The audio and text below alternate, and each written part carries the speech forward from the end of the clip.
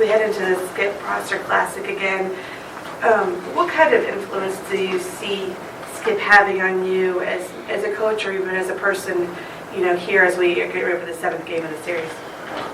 Well, I just think anybody that had a chance to either play for Skip or coach with him just really understood what a genuine, sincere,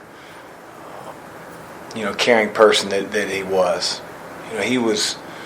He was amazing, and you don't realize it, or I didn't realize it at the time as much that, him being the head coach, running an ACC program, winning ACC championships, he still never lost that common touch with anyone he came across. He treated the guy that swept the floors in the gym the exact same way he treated the president of the university, with class, with dignity. I asked him how their day was going. And, a lot of the same life lessons that, I was fortunate enough to get taught by my mom and dad. But to see somebody in the role that Skip had really showed me that as you climb the ladder, so to speak, that doesn't mean that you act any differently or become different. That more than any of the X's and O's or any of the other things that he taught me, I just saw that day to day. And it made me, as I got into this position, it made me want to be a better coach and a better boss for the guys that work for me, because I always felt like a camaraderie with the coaching staffs that I was on with Skip. And you always keep that connection. I always have that connection with Mark Schmidt, with Jeff Battle, with Dino Gaudio, with Pat Kelsey. I think it all stemmed from Skip's approach. Do you have a favorite memory with Skip? Probably one I couldn't share. But I have a lot of great memories from Skip. He could be demanding in a way that wasn't demeaning. I was this naive assistant coach. He had finally given me the opportunity to recruit underclassmen, and there was a kid that I probably didn't know about as well as I should have that ended up committing to an ACC school really, really early. And he sort of brought me in a very, very subtle way, asked me what I thought about the top 50 kids in North Carolina as freshmen and sophomores. And, I sort of gave him a few names, but certainly not as many as I should have. And he said, that sort of happened with the kid that just went to Clemson. And he said, let's try not to have that happen again. And, man, it taught me a lesson. I felt like I let him down versus walking out of the office feeling like I got scolded, don't like working for this guy, man, he's so hard to work for. I felt like I let him down. And he just had a way about him that brought out the best in you, but you really enjoyed working for him and with him. Rashid and Quentin said that you would talk to the players a little bit about Skip so they could understand who he was and what he was about. How important is that for the kids to understand, being a part of this program, how much a part of the program Skip was? Yeah, I try to put myself in their shoes. And, Skip died in 2007. A lot of these guys didn't even watch him coach. They were in junior high. And, for me to just go out there and let's play the game, and obviously it's very personal to me because I coached under Skip. I played for him. He was an assistant coach. I watched his teams. But that doesn't mean anything to Quentin. And I just wanted those guys to understand, number one, why we play the series, who Skip Prosser was, what he stood for.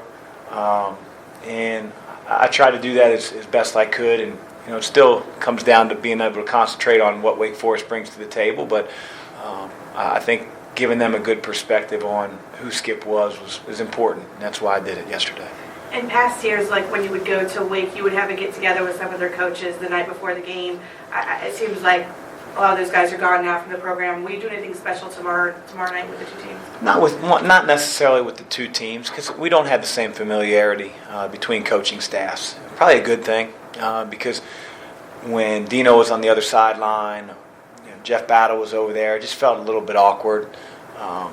It's why you don't play friends a lot of times in this business. And Danny's a good friend. I've gotten to know him through Nike trips and have the utmost respect for what he did as a player and what he's doing as a coach.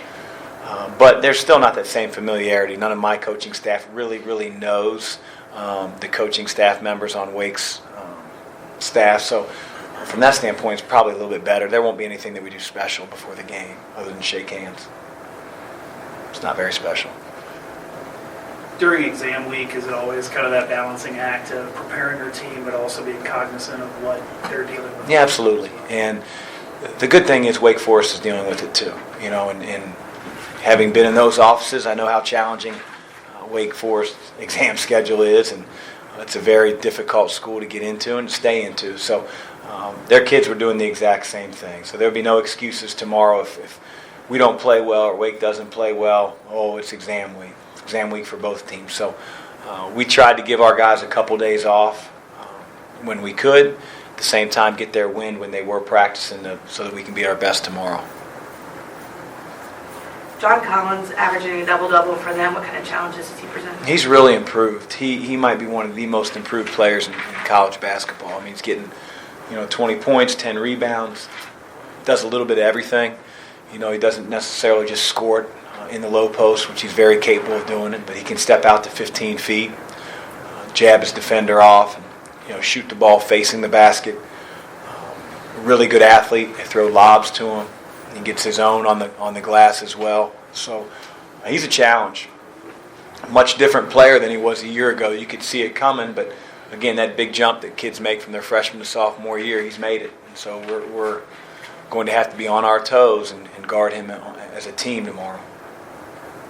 Coach, you guys are home almost the entire month of December. How much of that is a benefit to your team, or do you view it as that to your team? Well, I like our winning percentage at home, but it doesn't make the next game any easier. The nice thing is, without classes going on over the next 2 to 3 weeks, besides the Christmas break where the guys will go home, we can get in the gym individually with our players. We can get more shots up. We can focus only 100% on basketball. That's a good thing, as long as you don't saturate your guys too much. And I'm looking forward to it.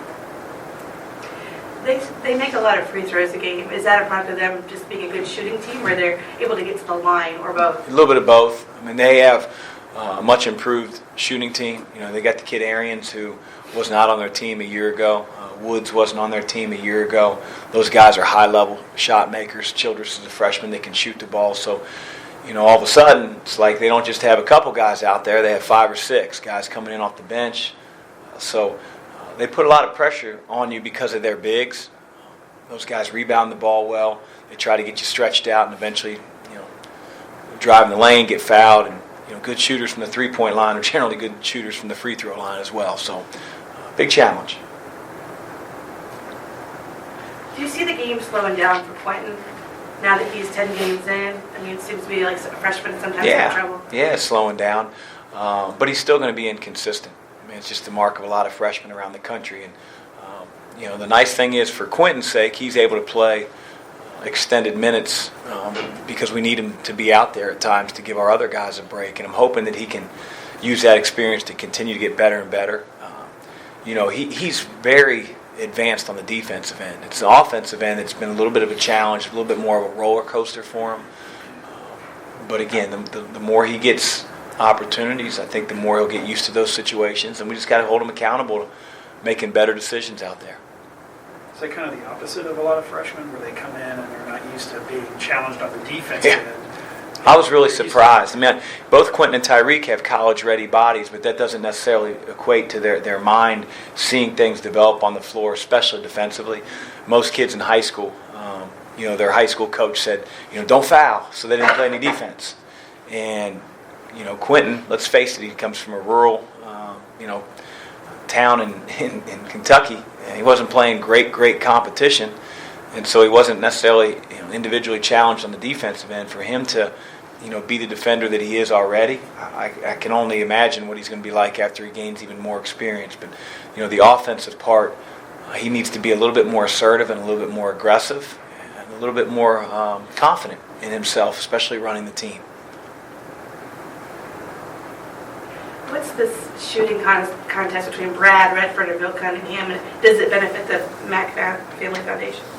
Honestly, I don't know. I mean, it's not necessarily benefiting. It's more the Karen Carnes Foundation, and we're sort of giving a helping hand to pay for their expenses.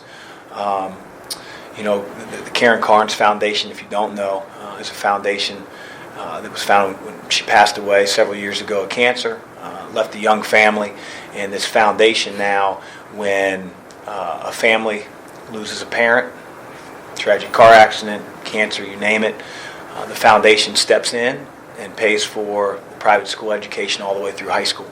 And they've done that to so many families throughout greater Cincinnati. And Tom Carnes lost his wife and started the foundation. It's an awesome foundation. They tie one game a year, and this is the game that they're doing a benefit, and so we're happy to help pay for their expenses.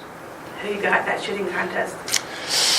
Man, that's a close one. You know, Brad is the best shooter I've ever been around, period. But he's shooting threes, and Willie Cunningham is absolutely no slouch. And he'll be anxious to tell you how he's no slouch either from the free throw line. But I love to put pressure on Bill Cunningham.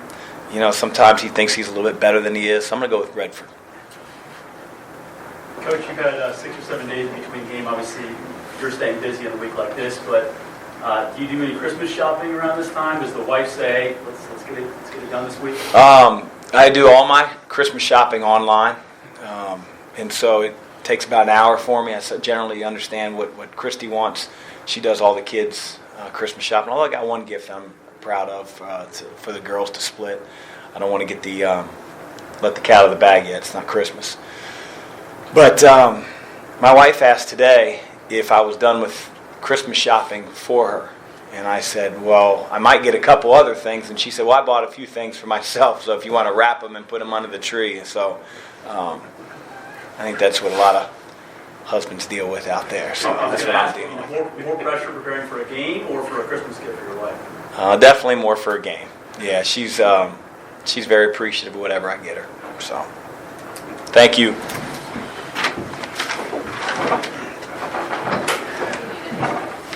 Trying to see, more pressure for me, Mike. Thank you. Well, No. that's me. Okay, thank you. Well, sorry about that. No problem. It's all good.